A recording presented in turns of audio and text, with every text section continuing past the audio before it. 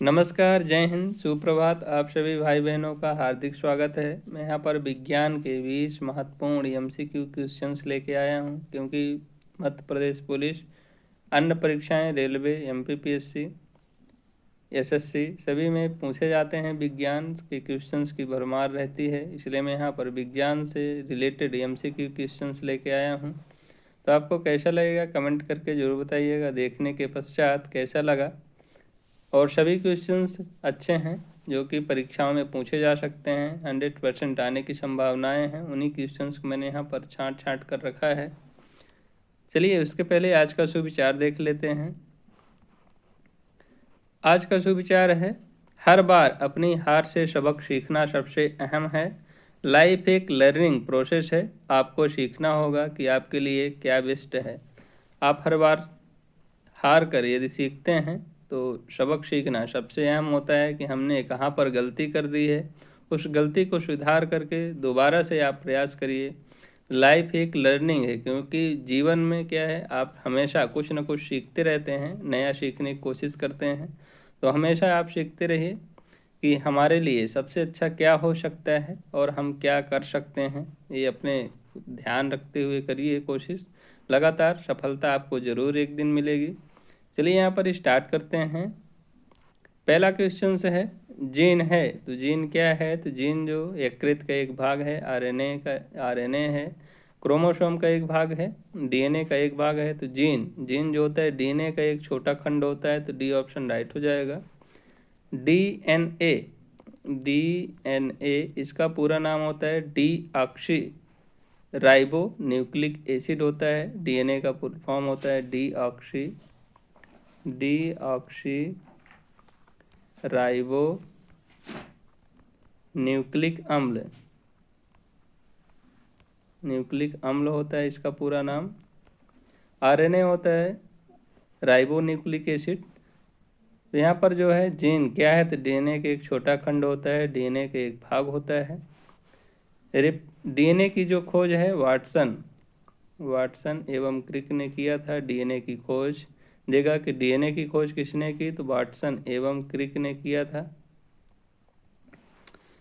Next question है, refrigerator में thermostat का कार्य होता है। तो रेफ्रिजरेटर में जो है थर्मोस्टेट का कार्य होता है एक समान ताप को बनाए रखना। तो सी ऑप्शन राइट हो जाएगा। रेफ्रिजरेटर में यहाँ पर अमोनियम गैस का प्रयोग किया जाता है शीतलक के लिए। अन्य गैस फ्लोरीन का भी इस्तेमाल किया जाता है।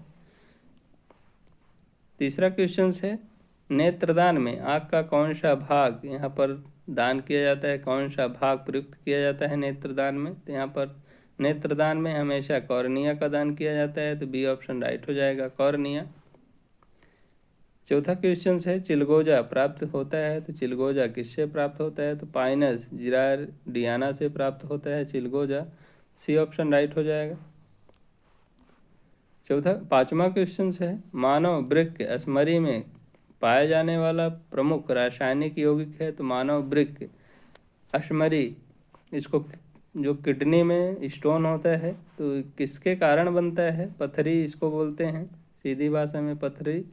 जो किडनी की पथरी होती है, किडनी की पथरी किसके कारण बनती है, तो यहाँ पर सी ऑप्शन राइट हो जाएगा, कैल्शियम ऑक्जेलेट के कारण पथरी बनती है। यहाँ पर ऑक्जेलिक अम्ल का सूत्र होता है COOH का होल ट्वाइज होता है। तो देखिए COOH का होल ट्वाइज है, तो यहाँ पर कैल्शियम ऑक्जेलेट का सूत्र होगा तो CA, और जहाँ पर H है उसके जगह पर आपका ये जो है कैल्शियम जुड़ जाएगा तो OOC, यहाँ भी OOC ऐसे हो जाएगा, कार्बन आपस में जुड़ जाएंगे। यहाँ पर ए होता है कैल्शियम ऑक्जेलेट का फार्मूला होता है। और एक क्या है, किडनी में पाया जाता है, किडनी का स्मरी के नाम से जाना जाता है। छठा क्वेश्चन है, किसी मनुष्य के शरीर का सामान्य तापक्रम होता है। तो किसी मनुष्य का जो शरीर का तापक्रम है तो 98.4 फ़ारेनहाइट होता है। और सेल्सियस में बात करेंगे तो 37 डिग्री सेंटीग्रेड होता है, 37 सेल्सियस होता है तापमान। और सेंटीग्रेड को फ़ारेनहाइट और फ़ारेनहाइट को सेंटीग्रेड में कैसे बदलते हैं, तो यहाँ पर होता है C/5 = R-32/9। ये सूत्र होता है। R का मतलब र्यूमर होता है, र्यूमर में भी आप बदल सकते हैं। C/5 = r-32/9, इस हिसाब से आप इसको बदल सकते हैं। F-32, यहाँ पर F भी लिख सकते हैं, F-32 फ़ारेनहाइट। C/5 = F-32/9, ये फार्मूला होता है, इससे आप बदल सकते हैं। नेक्स्ट क्वेश्चन है 7वां, परमाणु के नाभिक का आकार होता है। तो परमाणु के नाभिक का आकार जो होता है 10-15 मीटर होता है। तो डी ऑप्शन यहाँ पर राइट हो जाएगा। किसी भारी धातु की विषमता याकृत सिरोसिस पैदा करती है और किसके कारण है, तो यहाँ पर फर्स्ट ऑप्शन राइट हो जाएगा। कॉपर के कारण याकृत सिरोसिस पैदा की जाती है। नेक्स्ट क्वेश्चन देखिए 9वां क्वेश्चन है, वायुमंडल कई प्रकार की गैसों के मिश्रण से बना है। पृथ्वी के नज़दीक वायुमंडल में मुख्यतः पाई जाती है। तो पृथ्वी में सर्वाधिक मात्रा में नाइट्रोजन और उसके बाद ऑक्सीजन पाई जाती है। तो यहाँ पर फर्स्ट ऑप्शन राइट हो जाएगा। नाइट्रोजन वायुमंडल में 78% पाई जाती है, 78.8% पाई जाती है। और ऑक्सीजन जो है तो 20 कुछ पॉइंट में तो इसको 21% माना जाता है। तो 21% पाई जाती है ऑक्सीजन पृथ्वी में। पृथ्वी का पलायन वेग होता है। तो पलायन वेग पृथ्वी का 11.2 किलोमीटर प्रति सेकंड होता है। तो डी ऑप्शन राइट है। 11.2 किलोमीटर प्रति सेकंड की दर से यदि किसी वस्तु को फेंका जाएगा तो दोबारा पृथ्वी पर लौट कर नहीं आएगा, उसी को क्या कहते हैं, पृथ्वी का पलायन वेग कहते हैं। नेक्स्ट क्वेश्चन, इस्पात या आयरन की वस्तु में जिंक की पतली परत का लेपन क्या कहलाता है। तो इस्पात या अथवा लोहे की परत में जिंक की परत चढ़ाने को ऐसा लेपन कहते हैं। सी ऑप्शन राइट हो जाएगा। निम्न में से कौन एक मानव निर्मित धान्य है। तो यहाँ पर मानव निर्मित धान्य ट्रिटिकेल हो जाएगा। बी ऑप्शन राइट हो जाएगा। जिया मेज मक्का का नाम होता है। 13वां, सबसे अधिक विद्युत ऋणात्मक तत्व है। तो सबसे अधिक विद्युत ऋणात्मक तत्व है फ्लोरीन। हैलोजन ग्रुप का पहला तत्व है हैलोजन समूह। 17वां समूह को हैलोजन समूह के नाम से जाना जाता है आवर्त सारणी में।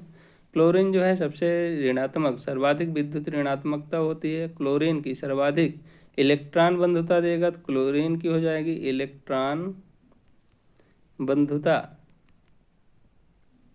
क्लोरीन की सर्वाधिक होती है। और सोडियम को केरोसिन के तेल में रखा जाता है, केरोसिन, क्योंकि जो सोडियम होता है सर्वाधिक ज्वलनशील होता है, तो सोडियम को केरोसिन के तेल में रखा जाता है। फ्लोरीन जो है सर्वाधिक विद्युत ऋणात्मक तत्व है। लिथियम सबसे हल्का तत्व है, सबसे हल्का धातु तत्व है, लिथियम। सबसे भारी होता है ओस्मियम। ओस्मियम जो है सबसे भारी धातु होती है ओस्मियम। सबसे हल्की लिथियम होती है। लिथियम का परमाणु क्रमांक यहाँ पर 3 होता है, सोडियम का 11 होता है, फ्लोरीन का 9 होता है और क्लोरीन का परमाणु क्रमांक 17 होता है। निम्नलिखित में से कौन सी धातु अर्धचालक की भांति ट्रांजिस्टर में प्रयुक्त की जाती है। तो ट्रांजिस्टर में जर्मेनियम का प्रयोग किया जाता है। तो बी ऑप्शन राइट हो जाएगा। ट्रांजिस्टर में जर्मेनियम का प्रयोग किया जाता है। और अर्धचालक धातु होती हैं जर्मेनियम और सिलिकॉन। तो सिलिकॉन भी होती है, अर्धचालक धातु के अंतर्गत आती है। जो सीम बनती है तो सीम का प्रयोग किया जाता है। तो सीम में सिलिकॉन का प्रयोग किया जाता है, कई बार परीक्षा में पूछा गया है।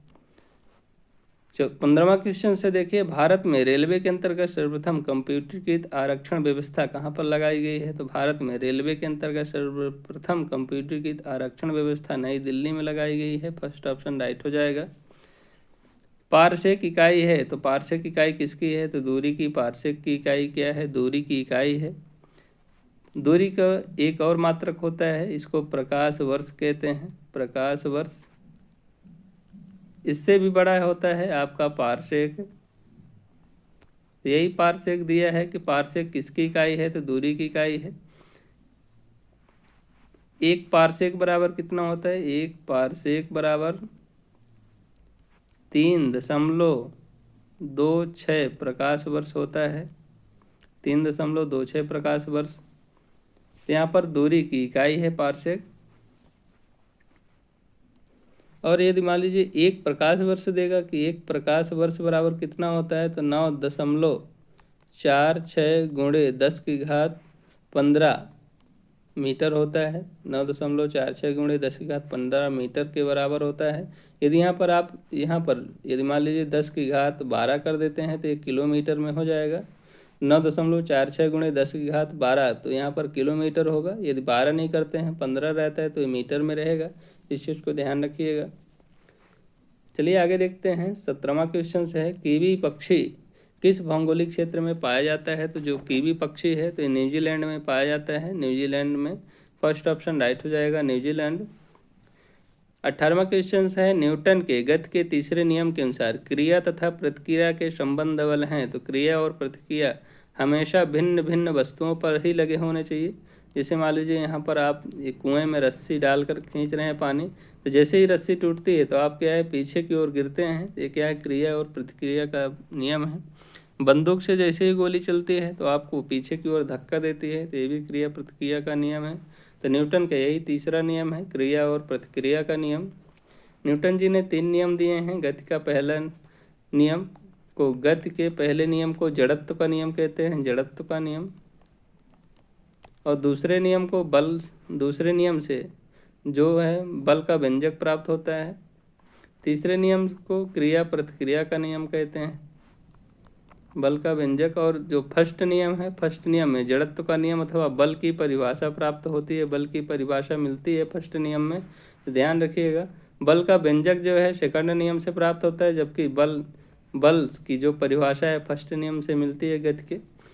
यदि कोई वस्तु स्थिर है तो स्थिर ही रहेगी, यदि कोई वस्तु गतिशील है तो गतिशील ही रहेगी। यही न्यूटन का फर्स्ट नियम है। चलिए आगे देखते हैं 19वां क्वेश्चन। सोनोग्राफी कब की जाती है? तो सोनोग्राफी के अंतर्गत आंतरिक अंगों के चित्र लेने के लिए किया जाता है सोनोग्राफी। 20वां क्वेश्चन है, दूध की शुद्धता का मापन किया जाता है। तो दूध की शुद्धता का मापन लैक्टोमीटर के अंतर्गत किया जाता है। तो डी ऑप्शन राइट हो जाएगा। फेदोमीटर के अंतर्गत समुद्र की गहराई मापी जाती है, समुद्र की गहराई का मापन फेदोमीटर के अंतर्गत किया जाता है। मैनोमीटर के अंतर्गत वायुदाब मापा जाता है, मैनोमीटर। हाइड्रोमीटर के अंतर्गत आपेक्षिक आर्द्रता का मापन किया जाता है, आपेक्षिक आर्द्रता का मापन किया जाता है हाइड्रोमीटर के अंतर्गत। तो 20 हमारे क्वेश्चन थे। आपको कैसे लगा कमेंट करके जरूर बताइए। और यदि आप पहली बार वॉच कर रहे हैं प्लीज़ तो सब्सक्राइब जरूर करिए चैनल को। दोस्तों के साथ जितना हो सके शेयर करिए। मिलते हैं अगले वीडियो में, तब तक के लिए बाय। जय हिंद, वंदे मातरम।